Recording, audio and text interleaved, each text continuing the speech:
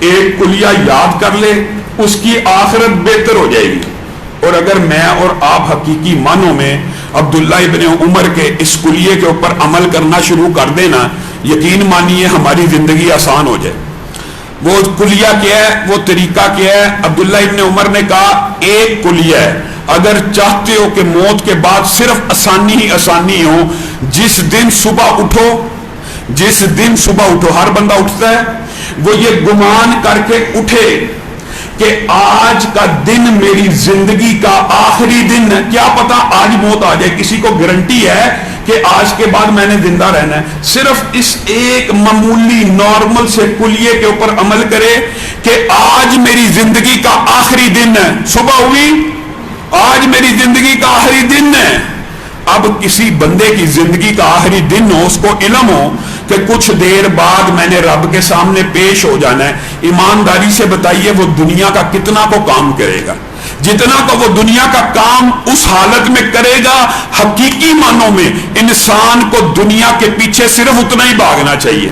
پتہ لگ جائے آج کا دن آخری دن ہے، یقین مانے کہ بڑا کوئی گناہگار بندہ بھی ہوگا نا، سجدے میں پڑ جائے گا، آج رب سے ملاقات ہونے والی ہے، اب رب نے میرے سامنے مجھے اٹھا کے کھڑا کر دینا ہے، اللہ کو منانے کی کوشش شروع کر دے گا۔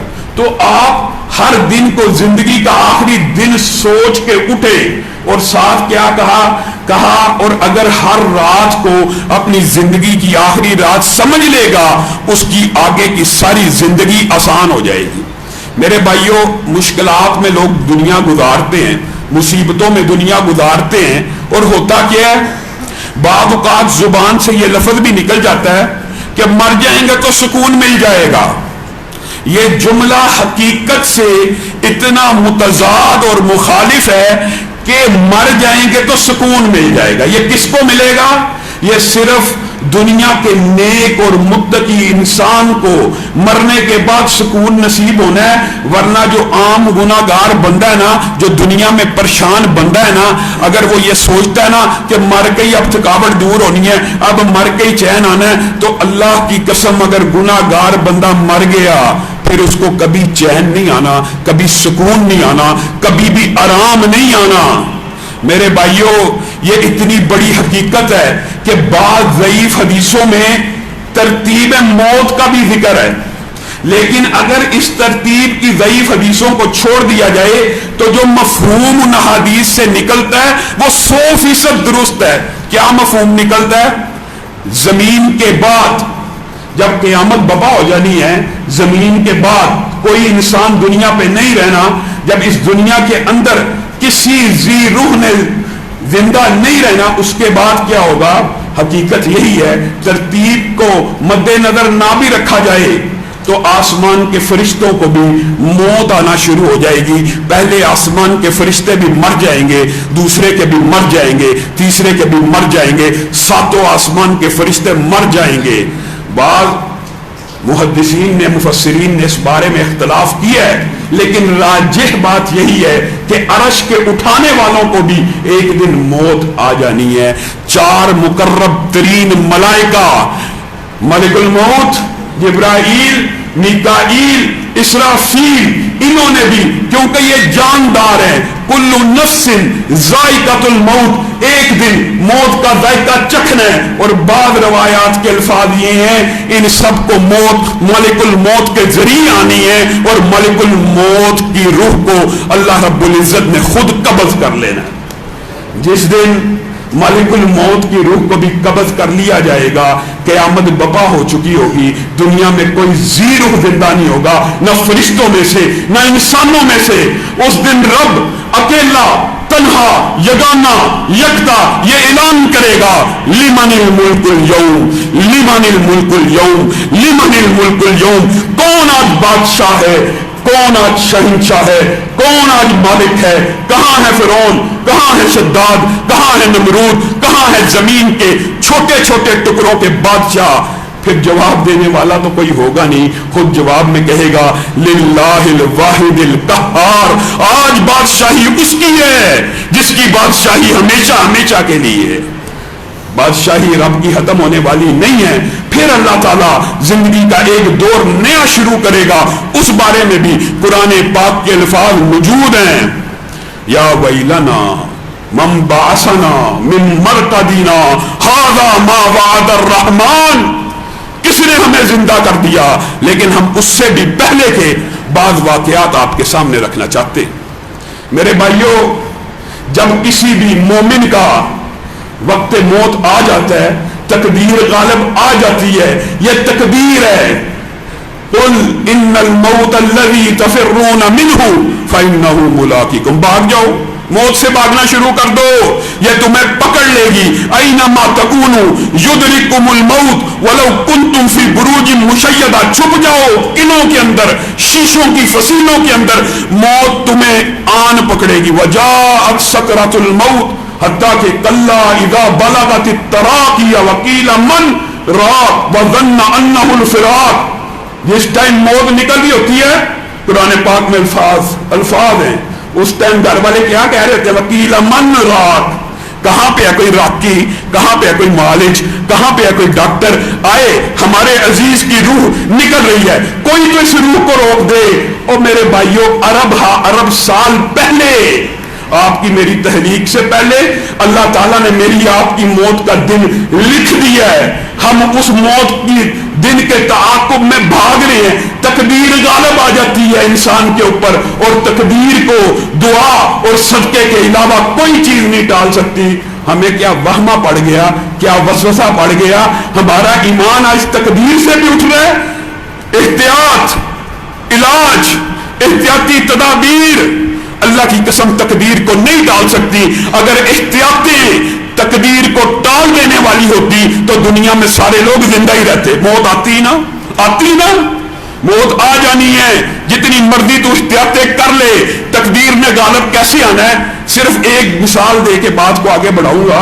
تقدیر کے اندر یہ بھی لکھا ہوا ہے، صرف موت نہیں لکھی، یہ بھی لکھا ہوا ہے فلاں ابن فلاں نے اتنے بج کے اتنے منٹ پر 5 روپے کمانے ہیں، 10 روپے کمانے ہیں، 1000 روپیہ کمانا ہے. انسان کس دھوکے میں ہے؟ ما غرک بربک الکریم. اور تجھے کس نے اپنے رب کے بارے میں دھوکے میں ڈال دیا؟ تیرے رب نے تیرا وہ رزق نہیں چھین سکتی. تو سمجھتا ہے اگر میں نے ہوشیاری، چلاکی، دھوکہ، فراڈ، فریب، زبان کی تیزی نہ کی تو پیسہ نہیں آنا. حضرت علی نماز پڑھنے کے لیے اندر داخل ہو رہے ہیں اور ذہن میں خیال کیا ہے، یہ جو باہر بندہ ہے جس کو میں گھوڑے کی حفاظت کے لیے کھڑا کر کے آیا ہوں، اس کو میں 3 درہم انعام دوں گا. یہ حضرت علی نے تقریر کا باب ہمیں سمجھایا ہے. انعام دوں گا. باہر نکلے، گھوڑا تو کھڑا ہے، اس کے اوپر جو کاٹھی ہوتی ہے وہ غائب ہے. اب بازار کی طرف گئے، سامنے کاٹھی لٹکی ہوئی دیکھی، پوچھا یہ کیا ماجرا؟ یہ تو میرے گھوڑے کی کاٹھی ہے. کہا نہیں، ہم آپ کی تو نہیں ہے، ابھی ایک بندہ یہاں سے گیا ہے، ہمیں 3 درہم کی بیچ دی ہے. حضرت علی آپ کو اور مجھے سمجھا رہے ہیں کہ اس کی تقدیر میں اتنے بج کے اتنے منٹ پر، سمجھانے کا انداز ہے کہ فلاں مقررہ وقت پر اللہ نے 3 درہم لکھے تھے. اللہ کی قسم صبر کر لیتا، علی کی جیب سے حلال پیسے کما لیتا. صبر نہ کیا، حرام کر کے بیچ دیا. لکھا ہوا تھا، ملنا تھا. کس نے آپ کو کہا کہ موت سے صرف احتیاطوں سے، سینیٹائزر سے بچ جائیں گے؟ نہیں بچ سکتے. جو گھروں میں چھپے ہوئے ہیں، گھروں میں چھپنے والوں کو زیادہ خطرہ ہے. اور اب میں کیا کہوں، ہمارا موضوع نہیں ہوتا، لیکن دکھ ہوتا ہے بعض ڈاکٹرز کی باتیں سن سن کے. یہ جو 22 کروڑ کی آبادی ہے نا، اس میں سے 1000 ابھی تک مریض نہیں بنا. انہوں نے کس قسم کا وبیلا اور شور ڈالا ہوا ہے. آپ سوچیں اگر 1 لاکھ ہو جاتا، حالانکہ 22 کروڑ میں سے 1 لاکھ کا بھی شرح تناسب کسی اور بیماری کے مقابلے میں دیکھ لیجیے. اچھا عجیب بات یہ ہے، صرف اسی بیماری سے بچانے کے لیے سارے ڈاکٹر، سارے حکمران، ساری انتظامیہ ماشاءاللہ عوام کی اتنی مخلص ہو گئی ہے. یہ جو گندا زہریلا پانی پلا پلا کے لاکھوں ہر سال مارتے ہو، اتنے تم عوام کے مخلص ہوتے تو صاف پانی نہ فراہم کر دیتے. ڈینگی سے کتنے مر جاتے ہیں، نارمل فلو سے کتنے مر جاتے ہیں. یہ جو ایجنڈا ہے، یہ بیرونی غلامی کا ایک ایجنڈا ہے. ہم کسی سازش کی بات نہیں کرتے، لیکن آپ خود بتلائیے کہ میت کا پوسٹ مارٹم نہیں ہونا کیوں نہیں ہونا؟ میت کو غسل نہیں دینا کیوں نہیں دینا؟ وجہ کیا ہے؟ آپ ان باتوں کے اوپر کبھی غور و فکر کریں گے، آپ کو ساری حقیقتیں کھل جائیں گی، اور اللہ کے فضل و کرم سے، اللہ کا یہ فضل و رحمت ہے، خبریں آ رہی ہیں، بعض حکومتی نمائندوں نے بھی رابطہ کیا ہے کہ انشاءاللہ آپ سب لوگوں کو عید کی نماز پڑھنے کی اجازت ہوگی اللہ کے فضل و کرم سے۔ یہ عجیب و غریب معاملہ ہے، اب وبا کا دور آ گیا، بجائے یہ کہ لوگوں کو دعا صدقہ اللہ کی طرف رجوع اللہ کی بارگاہ میں گڑ گڑانے کی دعوت دی جائے، صرف احتیاط ہی احتیاط ہے۔ اس حوالے سے بارہا آپ کے سامنے گفتگو رکھ چکا ہوں۔ آگے بڑھیے، جب بندہ مومن کو موت آتی ہے نا، نیک اور متقی انسان کو صحیح حدیث کے الفاظ ہیں، صحیح حدیث کے الفاظ ہیں کہ جب اس کے آگے سے پردے اٹھ جاتے ہیں نا، تو وہ کیا دیکھتا ہے؟ حد نگاہ تک، جہاں تک اس کی نظر جاتی ہے یہ اس دنیا کی نظر نہیں ہے، اب یہ نگاہ کسی اور دنیا میں کھل گئی ہے۔ اس کے جو مناظر ہیں، جو نظارے ہیں، وہ اللہ حقیقی معنوں میں جانتا ہے۔ ہمیں صرف کتنی اطلاع ہے؟ جو رسول اللہ نے ہمیں بتلا دی۔ حد نگاہ تک کیا دیکھتا ہے؟ فرشتوں کی قطاریں بیٹھی ہوئی ہیں، فرشتوں کی لائنیں لگی ہوئی ہیں۔ کس انداز میں لگی ہوئی ہیں؟ فرشتے خوبصورت لباس لے کے، خوبصورت جوڑے لے کے، خوشبوؤں سے معطر استقبال کے آلات لے کے لائن در لائن کھڑے ہیں، اور اس کو کیا کہہ رہے ہیں؟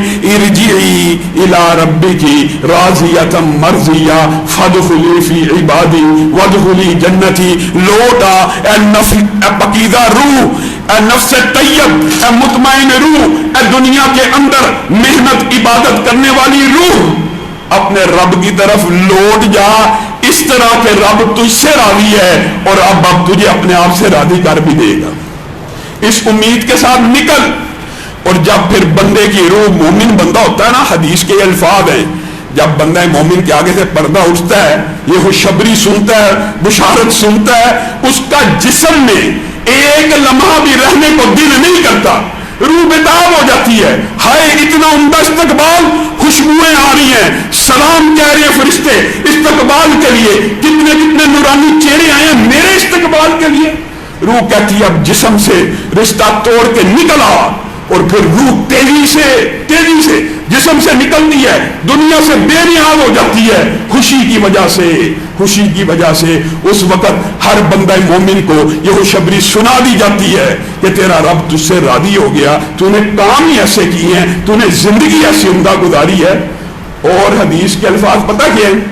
اس وقت بندہ مومن کی روح جسم سے ایسے نکلتی ہے کہ ایک مشکیزہ ہو، لیدر کا آپ نے دیکھا ہوگا پرانے دور میں ہوا کرتا تھا، ہمارے ہوش کی بات ہے، ہم نے خود بھی دیکھا کہ وہ ایک مشکیزہ اٹھانے والا اس کو اٹھاتا تھا، اس کے آگے ایک سوراخ ہوتا ہے، اگر اس کو کھول دیا جائے پورا مشکیزہ 1 منٹ میں حالی الٹا دے۔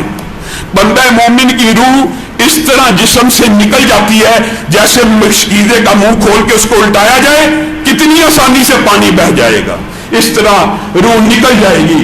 فرشتے جب اس روح کو لے کے نکلیں گے نا، اللہ تعالیٰ اس روح میں ایسی خوشبو پیدا کرے گا کہ دور دراز کے فرشتے کے ناکوں سے ٹکرائے گی، وہ دوڑتے ہوئے آئیں گے، سلام علیکم سلام علیکم، تمہارے اوپر سلامتی ہو، کتنی عمدہ روح ہو، کتنے اچھے عمل کر کے جا رہی ہو کہ پورے زمین و آسمان کے خلا خوشبو سے بھر رہے ہیں۔ ہر بندہ، ہر فرشتہ جو اللہ تعالیٰ کا مقرر ہے، اس کے اوپر سلامتی بھیج رہا ہے، اس کو دعائیں دے رہا ہے، اس کے لیے خوشخبریاں کر رہا ہے۔ اس روح کو آسمانوں کی طرف اٹھایا جاتا ہے، استقبال کے لیے دروازوں کو کھولا جاتا ہے، اعلیٰ علیین کے مراتب میں اس کی روح کو رکھ لیا جاتا ہے۔ اور خدا نہ خواستہ، اللہ نہ کرے کوئی بندہ برا ہے، یا اس کے دنیا میں ابھی گناہ معاف پورے اللہ نے نہیں کیے، یا اعمال کا سسٹم ایسا ہے کہ 51% گناہ ہے، یہ بھی دیکھیے اللہ تعالیٰ کی کتنی بڑی رحمت ہے۔ نیکی 10 کے ساتھ لکھنی ہے، برائی 1 لکھنی ہے، اور پاسنگ مارکس 100 نہیں رکھے، 90 نہیں رکھے، 80 نہیں رکھے، کیا رکھے ہیں؟ 50.00001، یعنی نیکی تھوڑی بھی کرے گا انشاءاللہ اللہ تعالیٰ اس کو بخش دے گا، لیکن جو اس پیمانے پہ پورا نہیں اتر رہا، خدا نخواستہ اللہ ہم سب کو محفوظ رکھے۔ اس کی میت کے ساتھ، اس کی موت کے ساتھ، یہی حدیث برا بن عازب کی، جب اس کا موت کا وقت آتا ہے حد نگاہ تک اس دنیا کو اس کے سامنے کھول دیا جاتا ہے. وہ کیا دیکھتا ہے؟ عذاب کے فرشتے غول در غول لائنوں میں بیٹھے ہوئے اس کے استقبال کے اندر لائنوں میں بیٹھے ہوئے ہیں, اس کی روح کے نکلنے کے منتظر ہیں. ہاتھوں میں بدبودار ٹاٹ ہیں, کانٹے ہیں, تیزاب ہیں, کیل ہیں, بے شمار اسلحے کے ساتھ ایک کافر کی روح کو کھینچنے کے لیے یہ فرشتے آ رہے ہیں. روح یہ منظر دیکھ رہی ہے, بندہ یہ منظر دیکھ رہا ہے, روح بے چین ہے, جسم میں ٹکنا چاہتی ہے, اس دنیا کی طرف واپس لوٹنا چاہتی ہے. الفاظ نکل رہے ہیں منہ سے, اے کاش تھوڑے لمحوں کی مہلت مل جائے, 1 منٹ کی مہلت مل جائے, میں صدقہ کر سکوں, میں نیکی کر سکوں, مجھے میرے بچوں کی طرف جانے دیا جائے, میں ان کو کسی نیک کام کی وصیت کر دوں. نہیں نہیں نہیں نہیں. وَلَوْ تَرَىٰ إِذِ الظَّالِمُونَ فِي غَمَرَاتِ الْمَوْتِ, اور جب تو دیکھے ظالم لوگوں کو کہ ان کی روحوں کو فرشتے کس طرح قبض کر رہے ہیں, ان کے سروں کے اوپر تھپڑوں کو مار رہے ہیں اور کہہ رہے ہیں نکلو, آج کے دن سے ہی تمہارا عذاب شروع ہونے والا ہے. اور جب روح کو نکالنے کی باری آ رہی ہے, روح جسم میں ٹکنے کی کوشش کر رہی ہے. حدیث کے الفاظ ہیں, روح جسم سے نکلنا چاہتی نہیں, فرشتے کھینچ کے نکال رہے ہیں. اس روح کی حالت, آپ نے نیک بندے کی روح کی حالت بھی سن لی کہ جیسے مشکیزے سے پانی نکل گیا. اس روح کی حالت کیا ہے؟ نبی کریم صلی اللہ علیہ وسلم نے تفصیل بیان کی. ایک کپڑے کو جو بڑا باریک ہو, جو بڑا ریشمی ہو, جو بڑا نرم و ملائم ہو, اس کو خاردار کانٹوں کے اوپر ڈال دیا جائے, پھر اس کو اچھی طرح ان کانٹوں کے اندر پیوست کر دیا جائے. اب ایک سائڈ سے کوئی بندہ اس کو کھینچنا شروع کرے, وہ کانٹے اس کپڑے کا کیا حال کریں گے. فرشتے اس طرح روح کو جسم سے نکالتے ہیں, جسم بھی چھلنی ہو جاتا ہے, روح بھی چھلنی ہو جاتی ہے. اور جب روح نکلتی ہے اس کو وعید دے دی جاتی ہے, لوٹ جا اپنے رب کی طرف, اس حالت میں کہ رب تجھ سے ناراض ہے اور تو نے ساری زندگی رب کو ناراض رکھا. جسم کے اندر سے, روح کے اندر سے ایسی بدبو پھیلتی ہے, دور دراز کے فرشتوں کے ناکوں سے آ کے ٹکراتی ہے, دوڑتے ہوئے آتے ہیں, کہتے ہیں تیرے پہ اللہ کی لعنت ہو, جس رب نے تجھے پیدا کیا تھا, تخلیق کیا تھا, تو اتنا بدبخت ہے, اتنا ظالم ہے, اسی کی نافرمانی کرنا شروع ہو گیا. اس کو ٹاٹ کے اندر لپیٹ کے ان کو ریشمی غلافوں میں خوشبوؤں کا سفر یا بدبو کا اور ٹاٹوں کا سفر لے کے شروع یہ بھی آسمان کی طرف ہوتا ہے. سبحان اللہ, آسمان کی طرف جاتی ہے. لمبی قرآن پاک کی آیتیں جن کا ترجمہ یہ ہے لا تفتح, ان کے لیے, برے لوگوں کے لیے آسمان کے دروازوں کو نہیں کھولا جاتا, اور روح کو واپس سجین, ساتوں زمینوں کے نیچے ایک طبقہ ہے جو اللہ کا قید خانہ ہے, ان بدروحوں کے لیے اس کی کتاب کو وہاں پہ رکھ دیا جاتا ہے. اب پھر ہم جب یہ باتیں کہتے ہیں ایک طبقہ, ماشاءاللہ یہ کیا چاہتے ہیں غامدیب جیسے لوگ, یہ منکرین حدیث لوگوں کو نہ اللہ کی نعمتوں کو بیان کرنے دیتے ہیں, نہ عذابوں کو بیان کرنے دیتے ہیں. کیا کر دیتے ہیں؟ انکار حدیث.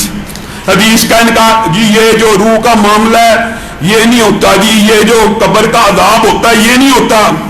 اللہ کہہ رہا ہے. یہ جو منکرین حدیث ہوتے ہیں نا, حقیقت میں یہ قرآن کے بھی منکر ہوتے ہیں. النار یعرضون علیہا غدوا وعشیا, اللہ کہہ رہا, میں نہیں کہہ رہا. فرعون کے اوپر اور آل فرعون کے اوپر اور جو سمندر میں ڈوبے تھے ان کے اوپر صبح اور شام آگ کا ٹھکانہ, آگ کا عذاب صبح بھی اور شام بھی پیش کیا جاتا ہے. اور قرآن پاک کی آیت ہے کہ آج کے دن تمہیں عذاب دیا جائے گا. جس وقت فرشتے روحوں کو نکالتے ہیں ان کو کہتے ہیں آج ہی کے دن سے تمہارا عذاب شروع ہو گیا. نیک بندے کی اعلیٰ علیین میں, بد کی سجین میں. اور بات آئی ہے نا, پھر لوگ سوال کرتے, اثر کے بعد پرسوں لیکچر دیا, بعض ساتھیوں نے بعد میں سوالات کیے حجیت حدیث کے اوپر کہ یہ جی بہت بڑا اعتراض ہے, صحابہ نے جھوٹ بولتے, اتنے بدبخت ہیں, صحابہ نے حدیث لکھی نہیں تھی. اللہ کی قسم یہ اتنا بڑا مغالطہ, دھوکہ, جھوٹ مچور کیا ہوا ہے. عبداللہ بن عمر بن العاص اتنے بڑے صحابی ہیں, ان کو بھی بعض ساتھیوں نے اس وقت یہ بات کی تھی کہ عبداللہ کیا بات ہے، آپ رسول اللہ صلی اللہ علیہ وسلم کی ہر بات کو لکھ لیتے ہیں، رسول اللہ بشر. یہ بات دیکھیے اس دور کی اور آج کی. رسول اللہ بشر، رسول اللہ صلی اللہ علیہ وسلم بشر ہیں. یتکلم فی الغضب والرضا، رسول اللہ صلی اللہ علیہ وسلم غصے میں بھی بولتے ہیں اور خوشی میں بھی بولتے ہیں. آپ ہر بات کو لکھ لیتے ہیں، بعد میں آنے والے لوگوں کو کیسے پتا لگے گا یہ بات خوشی میں کی تھی، یہ بات غصے میں کی تھی. آج منکرین حدیث نے نبی کی زندگی کے دو تین اینگل بنائے ہیں. ایک نبی کی زندگی ہے محمد بن عبداللہ صلی اللہ علیہ وسلم، ایک نبی کی زندگی ہے محمد الرسول اللہ. اپنی مرضی سے یہ نبی کریم نے دین کی بات بتائی ہے، یہ دنیا کی بات بتائی ہے. تیری عقل فیصلہ کرے گی کہ یہ نبی نے دین کی بات بتائی ہے، یہ دنیا کی. نبی کی ہر بات دین کی بھی بات ہے اور دنیا کی بھی بات ہے، تیرے اور میرے لیے نمونہ ہے. تو نے فیصلہ نہیں کرنا کہ نبی کی یہ بات تو ماننے کے قابل ہے اور نبی کی یہ بات ماننے کے قابل نہیں ہے. یہی بات عبداللہ بن عمر بن العاص کو کہی جا رہی ہے، یا تکلم فی الغضب والرضا. آپ غصے میں بھی بولتے ہیں اور خوشی میں بھی بولتے ہیں. نبی کریم باہر نکلے، دیکھا آج عبداللہ بن عمر بن العاص لکھ نہیں رہے. بلایا، لکھتے کیوں نہیں؟ اے اللہ کے رسول، لوگوں نے یہ باتیں مجھ سے کی ہیں. نبی کریم صلی اللہ علیہ وسلم کی پیشانی کے اوپر شکن آ گئی. کیا کہا؟ فوالذی نفسی بیدی، اس ذات کی قسم جس کے ہاتھ میں میں محمد صلی اللہ علیہ وسلم کی جان ہے، اس ذات کی قسم جس کے ہاتھ میں میں محمد صلی اللہ علیہ وسلم کی جان ہے، ما یخرج منہ الا حق. لکھو، اکتب، اے میرے بیٹے عبداللہ لکھا کر، میں اللہ کی قسم کھا کے کہتا ہوں اس زبان سے حق کے علاوہ کچھ نہیں نکل سکتا. یہ آپ کو کس نے مغالطہ ڈال دیا کہ رسول اللہ کی یہ بات دنیاوی، داڑھی کی انہوں نے دنیاوی امور میں رکھی تھی؟ یہ کس نے مغالطہ ڈالا؟ یہ کس نے وسوسہ ڈال دیا؟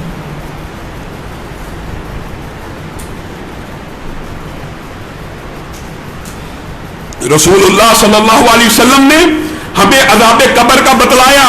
کیا کہا؟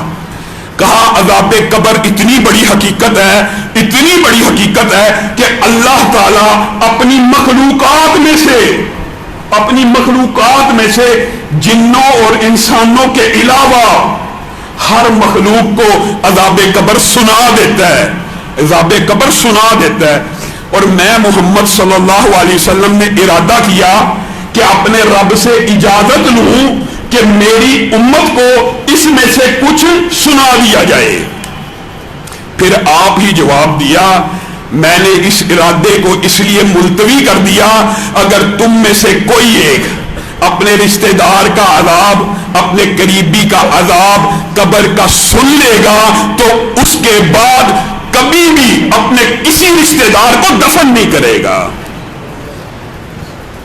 جب یہ موت کا منظر ہو رہا ہوتا ہے نا، جب غسل کی تیاری ہو رہی ہوتی ہے، صحیح حدیث کے الفاظ ہیں، اچھی میت ہوتی ہے تو کہہ رہی ہوتی ہے جلدی کرو جلدی کرو، مجھے میرے ٹھکانے کی طرف پہنچاؤ. اور جو بری میت ہو رہی ہوتی کہہ رہی ہوتی ہے اور مجھے کہاں لے کے جا رہے ہو، اور رک جاؤ اور ٹھہر جاؤ، بڑا برا آگے ٹھکانا منتظر ہے.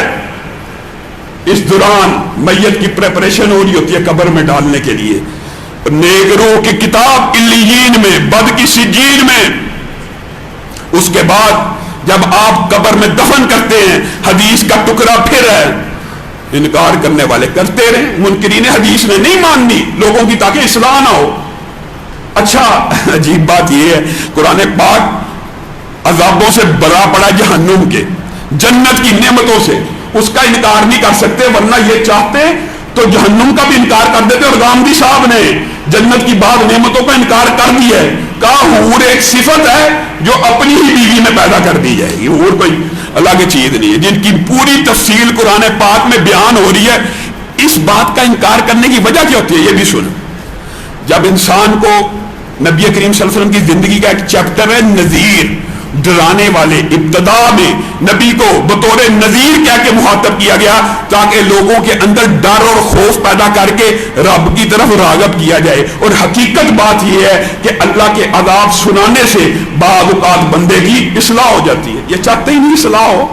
نبی کریم نے کہا جس وقت میت کو قبر میں ڈال دیا جاتا ہے جس وقت میت کو قبر میں ڈال دیا جاتا ہے اور رشتہ دار واپس پلٹتے ہیں، اسی لمحات میں اللہ کی مرضی سے ہر چیز ہوتی ہے، اللہ جانتا اس دنیا کی کفیات کو، اسی لمحات میں وہ میت کو اللہ تعالی قدموں کی چاپ، قدموں کی آہٹ سنواتا ہے اور میت بے چین ہو جاتی ہے، ہائے مجھے کس طریقے میں، کس تنہائی میں، کس اکیلے پن میں میرے اپنے بیٹے، میرے اپنے رشتہ دار، میرے اپنے ہی اعزاء و اقارب چھوڑ کے جا رہے ہیں، رک کیوں نہیں رہے، مجھے ساتھ کیوں نہیں لے کے جا رہے؟ ابھی یہ باتیں وہ سوچ رہا ہوتا ہے، اللہ تعالیٰ اس کی روح کو جسم میں لٹاتے ہیں، کس کام کے لیے؟ حساب کے لیے۔ اس بات کا بھی بعض لوگ انکار کر دیتے ہیں منکرین حدیث، یہ حدیث تفصیلی موجود ہے اور اس کے اوپر امت کا اجماع ہے سوائے منکرین حدیث کے، اور دنیا کے اندر جب بھی حدیث کا انکار کیا جاتا ہے اس کی وجہ کیا ہوتی ہے؟ ضد، عقل پرستی، اپنی ذاتی ہوائے نفس، میری عقل میں یہ بات نہیں آ رہی تو حدیث کا انکار کر دیا جائے۔ جس وقت بندے کو یہ آہٹ کی آواز آتی ہے، ایک طرف وہ اس دنیا کے اپنی آخری رشتہ داروں سے امیدیں وابستہ کر رہا ہوتا ہے، مجھے چھوڑ کے کیوں جا رہے، مجھے تنہا چھوڑ کے کیوں جا رہے، دوسری طرف حدیث کے الفاظ ہیں زمین کے نیچے سے نیک ہو یا بد ہو، یہ لمحہ نیک کے اوپر بھی آنا ہے اور بد کے اوپر بھی آنا ہے، بڑے بڑے نیک لوگ اس لمحے کے اندر گھبرا جائیں گے۔ حدیث کے الفاظ ہیں منکر نکیر زمین کے نیچے کی طرف سے آتے ہیں، اوپر کی طرف سے نہیں آتے، نیچے کی طرف سے زمین کی مٹی کو چباتے ہوئے ایسی گرگراہٹ کی آواز کے ساتھ آتے ہیں کہ بڑے سے بڑا نیک بندہ اس ہولناک آواز کو سن کے گھبرا جاتا ہے، اٹھ کے بیٹھ جاتا ہے قبر کے اندر، سامنے منکر نکیر کھڑے،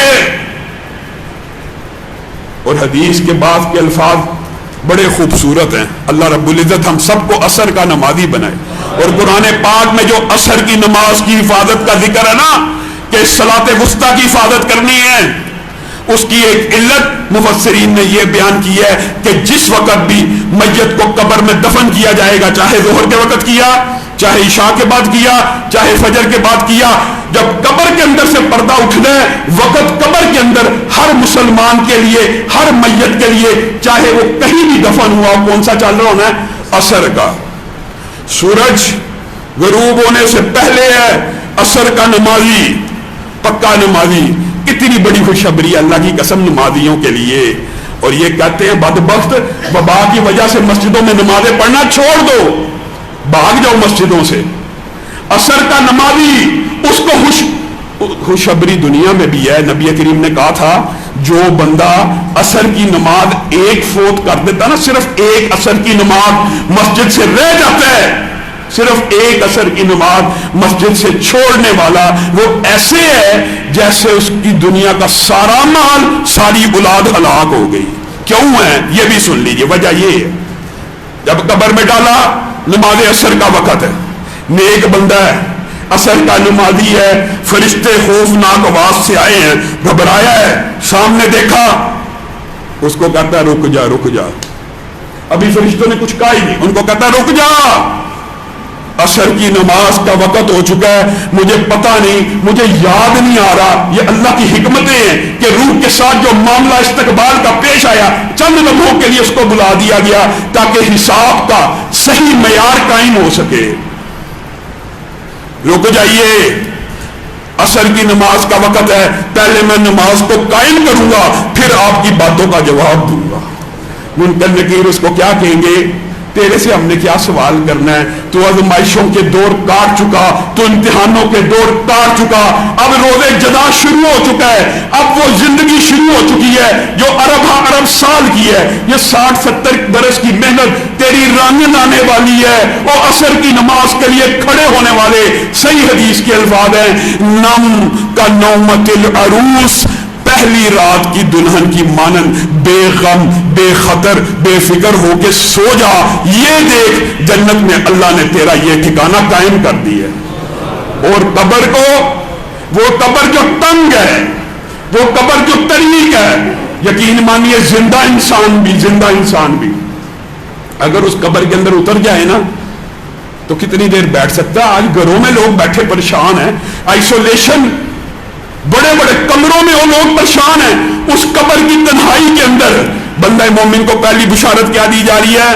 یہ تیرا جنت میں ٹھکانہ ہے، اور حدیث کے الفاظ ہیں اس کی قبر سے لے کے جنت تک کے فاصلوں کو اس کی آنکھوں کے سامنے کھول دیا جاتا ہے، اس کو اپنی قبر اتنی وسیع لگتی ہے جیسے لاکھوں میلوں پہ پھیلی ہوئی ہے، آرام سے پرسکون نعمتوں والی نیند۔ اور خدا نخواستہ یہ بات بھی ہے، ایک حدیث یہ بھی ہے کہ جو مٹی ہے نا، جس کا مفہوم یہ ہے جب بھی کسی بھی انسان کو قبر میں اتارا جاتا ہے، مٹی کو آٹومیشن سسٹم پہ اللہ نے لگایا ہوا ہے، ہر قبر والے کے لیے ایک مرتبہ قبر اس کے اعمال کے مطابق اس کے قریب آتی ہے۔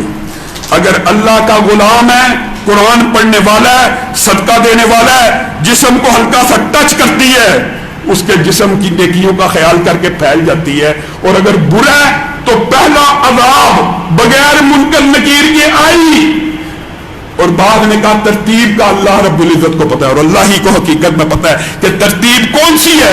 جیسے قبر میں مردہ اترا بد، اعمال برے، آٹومیشن سسٹم، مٹی آپس میں مل جائے گی اور چند ملی میٹر کے اندر اس بدبخت انسان کے جسم کو پیس کے رکھ دیا جائے گا۔ اللہ رب العزت ہم سب کو اس سے محفوظ رکھے۔ صرف یہ باب بیان کر کے منکر نکیر کا انشاءاللہ باقی سوالے سے بات کو کل بیان کریں گے۔ جب یہ برا بندہ قبر میں اترتا ہے،